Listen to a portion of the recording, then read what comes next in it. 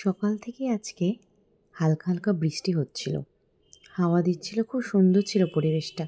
তাই ভাবলাম একটু আলু আর চিংড়ি মাছ ছিল, সেটা তরকারি করে ফেলি, আর সাথে একটু খিচুড়ি। তাই জন্যে আলুগুলো কেটে নিচ্ছিলাম। আলু কাটার পরে আমি যথারীতি পেঁয়াজগুলো কেটে নিলাম, টমেটো কেটে নিলাম, আর এক এক সাইডে টমেটো, লঙ্কা, আদা, পেঁয়াজ এগুলোকে পেস্ট করে নিলাম। এদিকে দুটো কড়াই বসিয়ে দিয়েছিলাম। কড়াই বসিয়ে দিয়ে কড়াইতে চিংড়ি মাছগুলোকে ভেজে নিলাম। আরেকটি কড়াইতে একটু তেল আগে মুগ ডালটা ভেজে নিলাম, খিচুড়ি করব তাই মুগ ডালটা ভেজে নিলাম। ভেজে নিয়ে চিংড়ি মাছটা ওইদিকে ভাজা হচ্ছিল, এদিকে মুগ ডালটা ভেজে নিয়ে মুগ ডাল আর ভোগ চাল এগুলো ধুয়ে নিলাম। ধুয়ে নিয়ে এদিকে চিংড়ি মাছটা নামিয়ে নিয়ে তাতে গোটা জিরে, এলাচ আর পেঁয়াজটা ভাজা ভাজা করছিলাম। একটু ভাজা ভাজা হয়ে গেলে ওটাতে আলুগুলো ভেজে নিচ্ছিলাম। ভেজে নিয়ে এদিকে মুগ ডাল আর চালটাও ধুয়ে নিয়ে রেডি করে রাখলাম। তারপর কড়াইতে তেল দিয়ে ওই সাইডে আমি খিচুড়িটা বসিয়ে দেবো।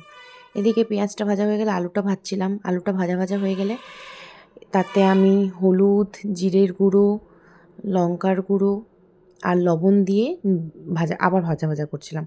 এদিকে চাল আর ডালটাও তেলের সাথে শুকনো লঙ্কা, আদা, তেজপাতা আর সামান্য একটু বাদাম আর দিয়ে নাড়াচাড়া করে নিয়ে তাতে চাল আর ডালটা দিয়ে ভাজা ভাজা করছিলাম। শুকনো কাঁচা লঙ্কাও দিয়ে দিয়েছিলাম তেলটাতে, ভাজা ভাজা করছিলাম। ওটাতেও হলুদ, জিরের গুঁড়ো, লঙ্কার গুঁড়ো আর লবণ দিয়ে নিয়েছিলাম, দিয়ে নিয়ে ভাজা ভাজা করছিলাম। তারপর এদিকে পেস্টটা দিয়ে দিলাম, করে রাখা পেস্টটা, সেটা দিয়ে কষাতে কষাতে এদিকে চাল আর ডালটা সম্পূর্ণ খিচুড়ির প্রসেসটা চলছিল। এদিকে একটু জল দিয়ে নিলাম, জল দিয়ে নিয়ে খিচুড়িতেও জল দিয়ে দিলাম। দিয়ে আমি এদিকে পোস্ত, তারপর কাজু বাদাম আর একটু দুধের পেস্ট করে নিয়েছিলাম। নিয়ে চিংড়ি মাছের তরকারিতে সেই পেস্টটাও দিয়ে নিলাম। দিয়ে নিয়ে নাড়াচাড়া করে একটু কষে আসলে আমি একটু সামান্য ঘি আর গরম মশলার গুঁড়ো দিয়ে নামিয়ে নিয়েছিলাম। আর এদিকে খিচুড়িটাও হয়ে গেছিলো।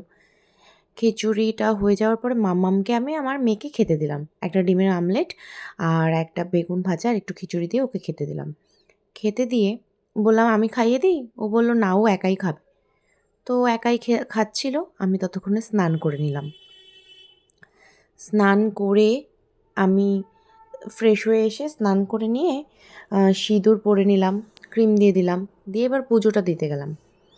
পুজোটা দিয়ে সকালে গোপালকে ঘুম থেকে উঠিয়ে মা লক্ষ্মীকে স্নান করিয়ে শিব ঠাকুরের মাথায় জল দিয়ে পুজোটা কমপ্লিট করে আমিও একটু খিচুড়ি খেয়ে নিলাম। খেয়ে নিয়ে আজকের দিনটা আমি শেষ করলাম। দুপুরটা এইভাবেই চলে গেল। ঠিক আছে, দেখা হচ্ছে নেক্সট ব্লগে। এটাই আমার আজকের প্রথম ব্লগ, তাই ভুল ত্রুটি হলে ক্ষমা করে দিও। Thank you.